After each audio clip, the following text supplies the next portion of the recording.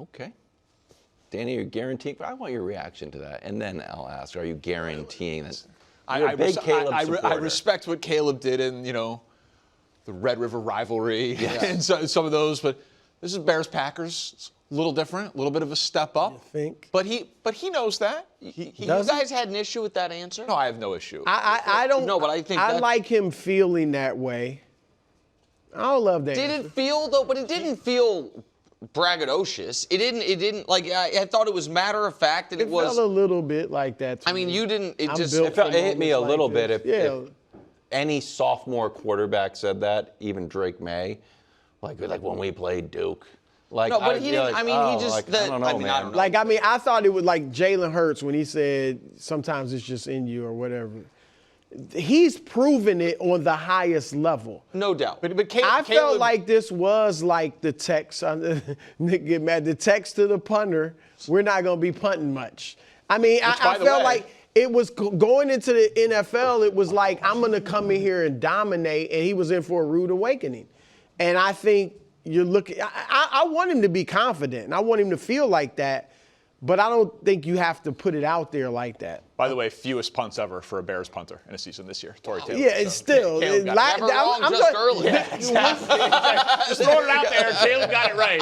Was the text this year or was it before last season? You're not welcome to Chicago. You're not going to be punting that much. Okay, I think last season he punted quite a bit. So, and if I was going to describe Caleb in 3 adjectives, confident would be one of them. So I do think that is in character. Or cocky. For him. Well, there's a thin line. That came off as cocky to me. See, can I answer this and that's question? fine if he goes delivers. Why else hasn't asked it? Great. Oh, I'm sorry, guaranteeing. read. You got to guarantee. No. Wow, the non-guarantee. And here's smart. We shouldn't do these when you won't guarantee it. Here's the reason. Well, I'm learning TV. It's not guaranteed. Because J-Lo is a bad boy. That has nothing to do with him. I am not interested in your little guarantees on this game. I'll play the guarantee game. I'll give you some analysis on Caleb over Jordan Love here in a second, but I do not care how this looks.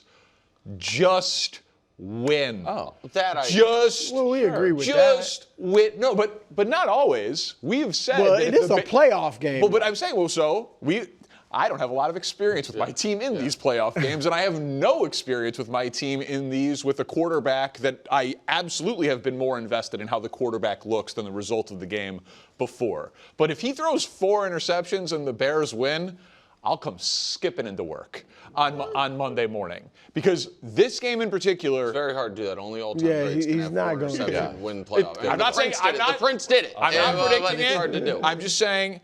Just win. I'm not interested in the guarantee on this one. But I will say, as bad as the Bears' defense is, and it is bad, and Jordan Love should be able to move the ball at will against the Bears' defense, the Packers' defense, without Micah Parsons, just as bad, if not worse. The last 4 games, Micah got hurt 4 games ago. Yep. They are on a 4-game losing streak entering the playoffs. They're averaging 28 points a game allowed, nearly 400 yards, 0 interceptions, 3 sacks, passer rating allowed of 109. And the only team in the last 4 games with no picks, and they had 4 sacks, was the Jets. Worst defense in football. So I absolutely think in Chicago, no Micah Parsons. I do think Caleb will outplay Jordan Love. I'm just not interested in guaranteeing it. Did Micah play when they held Caleb and company to 6 points for, 55 minutes or so? No. Okay, so that defense looked pretty good. Either that defense is pretty good or Caleb was pretty bad. A little rope-a-dope by the Bears offense. They're toying with him. So I agree with you that whoever it's just about winning, period. And I wouldn't be surprised if the Bears win. I'm picking, my team is the Packers. That was my prediction. And I'm standing on it. And you believe in them. I believe. I believe. I don't abandon. I don't flirt with other teams. No, but you have kind of. But I got a serious injury. The best player on the team got injured. Period. All right. But I feel good about their chance of beating the Bears, and I feel very good about Jordan Love being better than Caleb. Caleb is still. I said earlier, Danny, in a year. Maybe 2, whatever, he should be better than Jordan Love. Right now, I don't think he is. He's not consistent. And he's accurate on dynamic, spectacular throws, but he's inaccurate a lot on just the simple layups. And against them in the 2 games, he's completed 55% of his passes. That's low even for him. His passer rating is 87.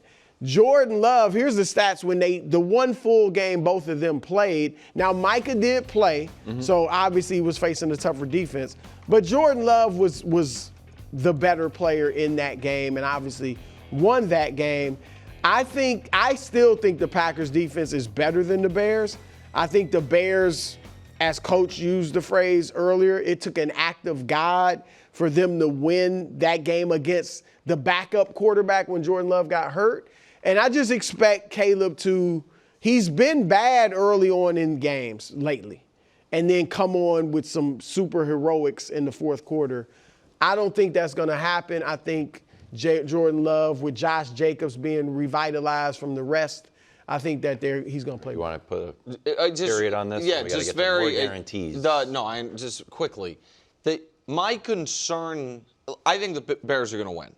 And I think that the Packers, I think the rust from Jordan Love being out for a few weeks, the home field advantage for the Bears, I think the running game for the Bears is going to be enough to overcome it. But I do think it is something and not nothing that 2 times, and both recently, this is going to be the 3rd time they've played in 5 weeks, which is incredibly rare. It's not just the 3rd matchup, which happens sometimes, but the fact that they played twice in a 3-week stretch and it was at the end of the season and they're playing the playoffs is very odd. And it makes you think that there's not going to be able to be massive adjustments from those. And both of those games, this Jeff Hafley defense shut down Caleb the entire first half, and in one of them, the 3rd quarter as well into the 4th. That part to me, and the fact that the first game, Caleb played a good half. The second game, he played a good, final 5 minutes plus overtime and kind of going in the wrong direction. That would be the one piece of this game that concerns me, and I think that's why, Wilds, to answer your question from earlier, I think that has a lot to do with why the Packers are favored. Because it is a little surprising to me that this injured Packers team that didn't look good at the end of the year is a favorite in Chicago. Next up, Bills in Jacksonville. Josh versus the Prince. Here's Josh on comparing this team to some of his old squads. Danny, are you willing to guarantee Josh Allen outplays the Prince? Absolutely. That's outrageous. I have absolutely no problem doing that. And I could build a negative case against your guy. Basically, there literally one couldn't exist if you watched the NFL the last 2 months. He's been the best quarterback. Oh, I'm sorry. I wasn't going to put the qualifier on 2 months. Well, I was going to put it on their careers and turnovers. For careers, Josh has Trevor Nips. I will admit. You just put a random end of benchmark there. These 2 quarterbacks, I think Josh Allen over Trevor Lawrence is reasonable. But I'm not guaranteeing that the Bills beat Jacksonville. I think it'll be a fantastic game. But that Josh Allen will outplay Trevor Lawrence, Josh Allen in the playoffs is about as sure of a bet as you could possibly get that he's going to have a great game. Right. And even more so, if you don't want to go to ancient playoff history, just this year, Josh Allen, when he's played good defenses, has been spectacular. He doesn't get limited.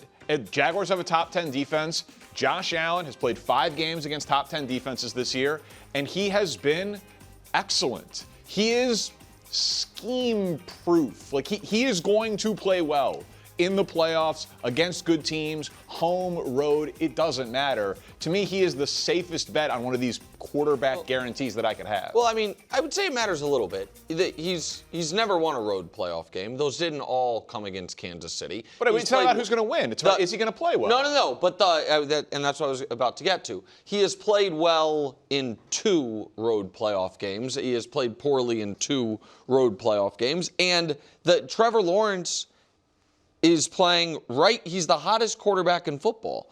Of course, he doesn't have the playoff resume of Josh Allen. Oddly, one way to look at it is they both are 0-for against the Chiefs. Trevor's undefeated against everybody else. So I think that, and I think to me, guarantee if Allen outplays Trevor, they win. So you might as well guarantee the Bills win. There's not going to be a game where Josh Allen plays great and the Bills lose, in my opinion. I don't really. Yeah, I mean, the Bills have one of the worst rush defenses. Travis Etienne has 150 yards rushing. They could lose. So you don't think Trevor could win a shootout? Oh, okay, that's fair. Like a 35-31 type of game. Okay, give it up. Fair enough. And the ETN has a great game. Jaguars I guess that's them. a fair point. But I just don't. I think it is dismissive, overly dismissive of what Trevor has been for the second half of this season to feel fully confident that anyone's going to outplay him. Like he is on a all-time-ish heater. 19 touchdowns, one pick in his last, or one turnover in his last 6 games, nearly 300 yards per game, and they're beating people by 3 scores. No, he's on fire. And that includes what, AW? No, he's on fire. He's on fire. It's almost this side of the table. You know what we believe in? What? Are you going to make this a Drake May thing, or can we just talk? Due dates. Is he almost too hot? Well, but you could have said that at any point. You could have said over the last few weeks. But he's been beating a little bit of some. I went to Denver and kicked their teeth in. Besides Denver, but the rest of it has been a little bit of. I beat the Chargers by 29. It's pretty good. I mean, the Chargers are in this win streak. Denver's in this win streak. Indy, when it was fighting for its life, was in this win streak. But we can say tomato can. That's fine. So I just think I think it is. I don't think you would guarantee if the seeding fell differently. I don't think you'd guarantee that Allen would outplay Herbert. I don't think you'd guarantee that Allen would outplay May. I don't think you'd and so I think it's dismissive of Trevor to guarantee that he outplays a quarterback who's playing that well. But that the word guarantee is what you're hung up over. Like, I think I'm not willing to guarantee it, but I do think Josh Allen, like, which one do I think will play better? Josh Allen. I imagine you would even agree with that. I don't know. I think that the wrong team might be favored in this game. I think it's a little I think a lot of this is disrespectful of the Jags. I just think heater is like those things end. Like that suggests that it's a streak and not who he is. That's who the Josh big Allen question. 19 touchdowns, 1 turnover, and beating everyone by 20 points is a heater for peak Mahomes or peak. No quarterback ever is that. Jordan Love. Right. That's what I'm saying. No quarterback is that for their whole career. Is what I'm saying. Yeah. That's the question on the table. Has Trevor Lawrence finally arrived? Because this is what was expected of him coming out of Clemson. Yes. So has he arrived, and is he now an elite quarterback, or was this just a nice run, and he's still going to be up and down and go back to what he was? We're going to find out in this game. Can I just reply to that quickly? Josh Allen is also, and again, I think he's great, and I think the winner of this game is going to play in the Super Bowl. But Josh Allen is known to be on a heater and then have a rough one. But he's been far more consistent and just better. He's had a better career than Trevor Lawrence. No one is arguing it. I don't know that I think he's had a better year than Trevor Lawrence. I don't know that I feel that way. I mean, that's arguable. Like, Trevor Lawrence's passer rating still is pretty low. Yeah, for what that's worth. Next up, Chargers in New England. Here's a somewhat confident Justin Herbert, Danny. Danny, are you guaranteeing Justin Herbert outplays Drake May? Yeah, I'm sensing a theme here. 63.5% guaranteed. That's pretty good. 63.5% guarantee. Got a problem with how I came up with that? You want me to show my math on that? Yes, please. Okay. I converted the opponent passer rating of the Chargers into a percentage. They have the best opponent passer rating of any NFL team since 2012. They're a really good pass defense.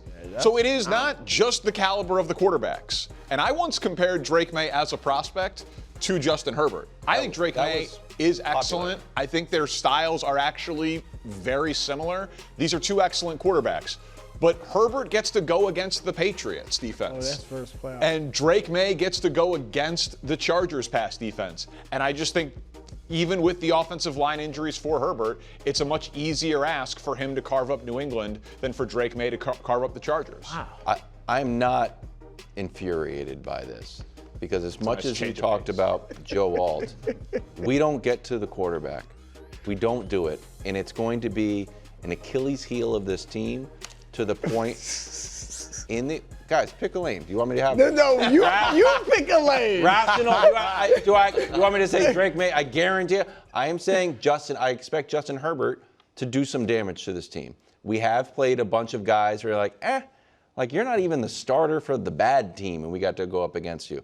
Here's the Patriots defense this season. We are 23rd in sacks. We are 22nd in sacks, 23rd in QB hits. We are 16th in pressures. Justin Herbert takes a lot of hits, but I wouldn't be surprised. I saw Justin Herbert last year, I think it was last December, put 40 points in the building.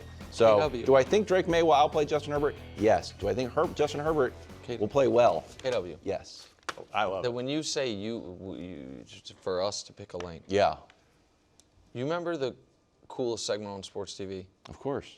Pack stats from Of yesterday. course I remember Stats are that. cool. Yeah, stats are cool. Remember how Danny showed a stat that the Patriots pass defense, when it plays a quarterback with a pulse, gets got, and you were like, I reject it. I don't think. We had a whole argument, and you were like, the audience doesn't understand it. We were like, we do. Yeah. And I went and researched. And now today, I think Brew was aghast because now it seems like 24 hours later today, you're like, you know what? The Patriots pass defense might be susceptible to a good quarterback.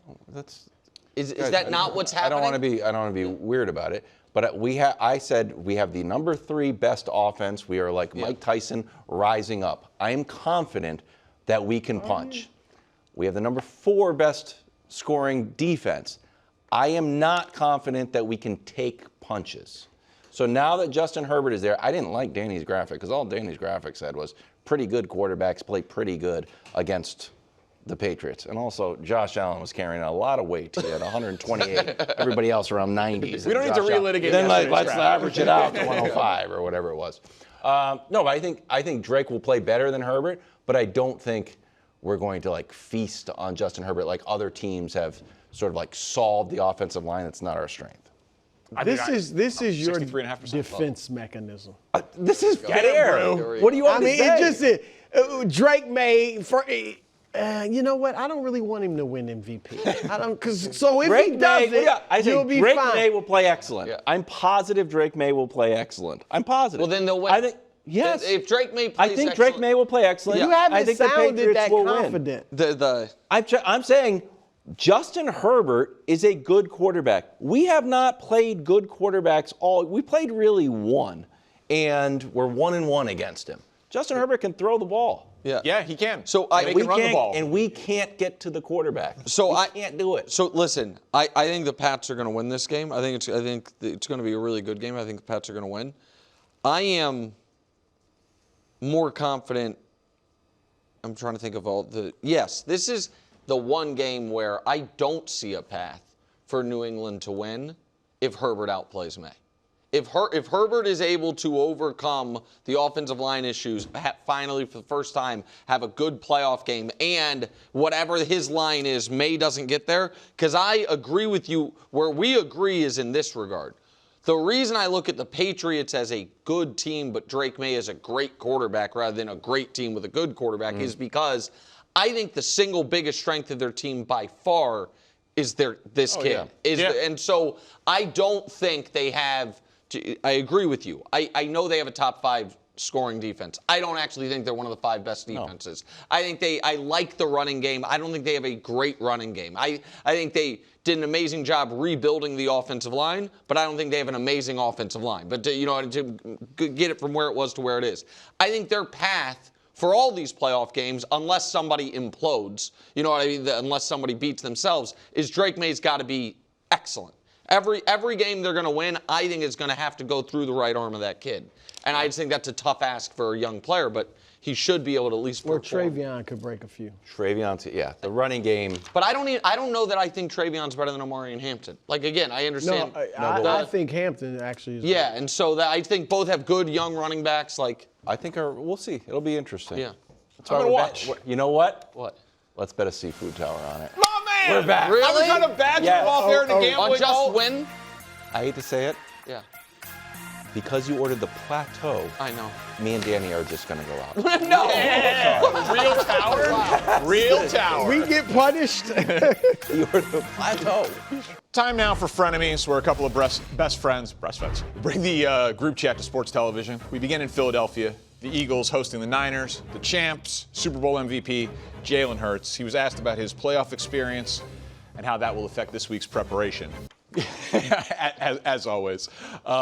Point spread going up a little bit. Eagles not. Yeah, that makes me a little, that to me is maybe Trent Williams related, which would be a disaster for the Niners. I'm gonna believe Trent Williams is gonna play. For the purpose of this conversation? Yes, and because it's Sunday and it's a playoff game, but it just, for it to move from 4.5 to 3.5 with those, to me, Trent Williams is way more of a factor than Ricky Pearsall, like as far as the ability for the offense to function. But go ahead. So. No, the question is along those lines, and the points, like we said, is getting bigger. More likely, 49ers upset, Eagles blowout. We'll define blowout for the purposes here, 10 points or more. I think 49ers upset because I don't think the Eagles have the capability to blow out a good team. And I think there's evidence of that all year long. Their blowouts have come against the Giants, Commanders, and Raiders. They, early in the, they beat Dallas by 4. They beat the Chiefs when we thought the Chiefs were going to be a good team by 3. Their biggest win by margin over a playoff team is the Rams by 7, but that's make-believe. It's not make-believe, but if people remember that game, that's a 1-point game. The Rams are kicking a field goal to win, and then it got to 7 because of the amazing Jalen Carter block, scoop, score, touchdown. They haven't, since that Rams game in Week 3, they haven't scored more than 20 points against a playoff team, and I don't think the Niners are going to have. Listen, Purdy does sometimes throw some up for grabs. I don't think they're going to have so many self-inflicted errors the game gets away from them, and I just don't believe the Eagles' offense is going to flip a switch. So I just don't think blowout's on the board. So I'm surprised at how I feel about it, because I do. I came into the year really believing in Philly, thought Saquon could back up last year, picked him in that game against the Chiefs when we were there. Then the offense kind of falls apart. The trouble, the A.J. Brown drama, all that stuff comes back, the Patullo stuff. I kind of sell all my stock in them. Their defense has gotten so good late in the season, post their bye. Fangio's an amazing defensive coordinator. Their defense is very healthy, that no one's really doing much of anything against them. And I'll give you this piece of history. For whatever we think about Sirianni, obviously the guy wins, and he wins in the playoffs. They do blow people out at home. Like their home playoff games have been non-competitive because they play to their style. They hold opponents to about 14 points per game. 4 of their 5 wins have been by 12 or more, 21-point differential. But that game that we just saw San Francisco play against Seattle was one of the most physical football games all season. And Philly got to rest their guys. So I know it's an extra day of rest. That game was last Saturday. This is Sunday for San Francisco. But the Eagles have had 14 days, 15 days since they last played a game. And the Niners against Seattle, if we can show it, I think Philly's defense is in Seattle's class.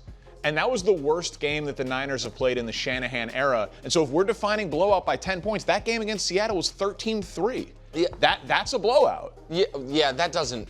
You see what I'm saying? Yeah, I mean, that doesn't feel, 13-3 doesn't feel like a blowout, and that game didn't feel like a blowout. No, it didn't at all, but San Francisco coming off that performance in that game and Philly resting and this game being in Philly, there's a lot of thing going towards Philly in this spot. The flip side to Philly resting is it's been even longer since their offense showed a pulse. Because remember, the second half against Buffalo was a travesty. Right, no completions. Right, that was the 17 total yards, no completions. First half against Buffalo wasn't amazing, but they had the one touchdown. It looks like a football team. Correct. And so I also, Philly last year in the playoffs, the first couple rounds, was who they were in the regular season. Saquon Barkley was awesome. Yep. The defense was good. Jalen Hurts was efficient, but the opposite of prolific. He threw for, pardon me. You're good. The blowouts came in NFC Championship game and Super Bowl. Round 1 and round 2 against Green Bay and the Rams, Hurts threw for combined under 270. Not average, combined in the 2 games. And so they didn't flip a playoff switch, at least early. The Washington game, they scored 55. The Super Bowl, they scored 40. They looked unbelievable. So this year, the offense has been below average all year. And I understand getting Lane Johnson back will absolutely matter. And Saquon was showing more signs of, life is disrespectful, but he was showing burst. more pop. Yeah, burst is a better way to put it.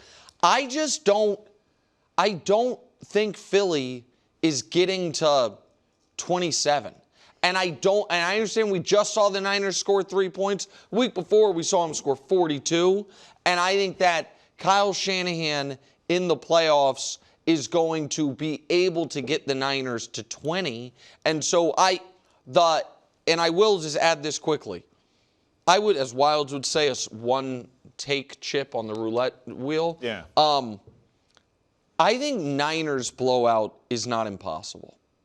I think Niners get rolling, that crowd gets antsy, and it feels and looks like the playoff game for the Eagles 2 years ago. Not my prediction, not what I'm saying, but I don't think that's an impossibility. I think that is, of the home teams this weekend, the one that I think might struggle the most if they all of a sudden find themselves down 10-0 could be this Philly offense. I'll just say the Eagles' defense is much closer to the Seattle's than the Bears. No doubt about it. All right, so there was news today on the coaching front in Miami. The Dolphins announced that they are parting ways with Mike McDaniel, who went 35-33 with the Dolphins, but 0-2 in the playoffs and 7-10 this past year. There's already reports that the Lions are interested in him as an offensive coordinator. Should another team be interested in Mike McDaniel as a head coach?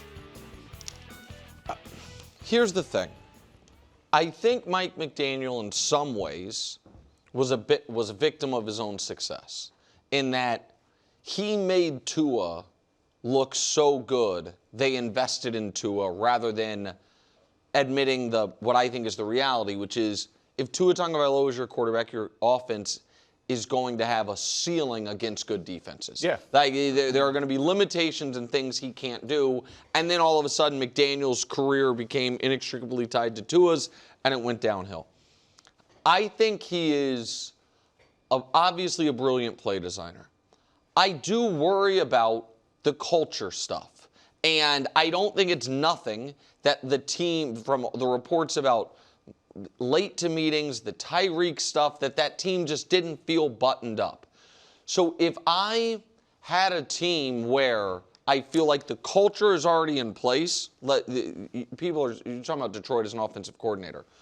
This obviously wouldn't happen. If Dan Campbell was like, I'm resigning, you know what I mean, and that culture's there, then I would like it. But if you have to build something from scratch, while I would trust him to help mold a quarterback, I wasn't impressed with that piece of his coaching job in Miami. What about then Baltimore? They have culture. So Baltimore is very interesting because I do think they have a culture, but I wonder, it doesn't seem like that it seems like they are going after defensive-minded, strong personality coaches. So this would be very different than the guys they're currently interviewing. Yeah, so I think Mike McDaniel is a good coach. And yes, I definitely value offensive wizard play caller because I think it's the most valuable thing your head coach can be. You and I have had disagreements about that. A lot of people will say be the CEO, be the leader, be the culture guy. To me, it's like if you can be the play caller who is the offense, that's the most valuable thing for your quarterback if you have a good quarterback. Mike McDaniel had a winning record with Tua.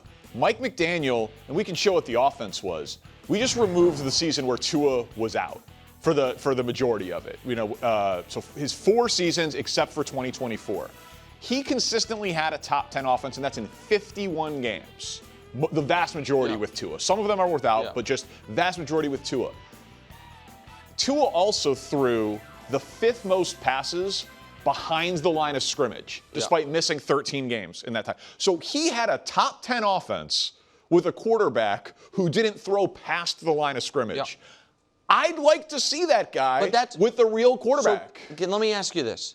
Then why don't what you described to me is a great offensive coordinator. Yeah. And so like there is nothing wrong with being a great offensive coordinator, and I do think you dismiss too much the leadership part of being an NFL head coach, gathering the respect and attention of 53 pro football players, piece of it, and it did seem like that got away from him in Miami. I think the fit of him alongside Dan Campbell in Detroit is A+. I think that would be absolutely perfect. Listen, I think anywhere he goes as offensive coordinator works. I'd be interested in Kansas City. I 100% agree. Oh, I don't think he's a Shanahan system guy. Andy Reid's old school West Coast, so I don't know how much that meshes. But maybe what Kansas City needs. Right. I would love him in Kansas City. I think there is a strong argument that Philadelphia is, no matter what they do this offseason, is going to be looking for a new offensive coordinator, that he would fit there. I think offensive coordinator, he fits everywhere. I don't know that I yet believe he fits everywhere or everywhere as a head coach. Yeah, go somewhere with a great culture head coach, learn for a year or two, then get a second shot in a year. Good addition to Frenemies. Also, check out the What's Right podcast today. Thank you, Dan. Excellent. No problem. Thanks for watching. Subscribe here to get more from the show and to check out clips from other shows on FS1.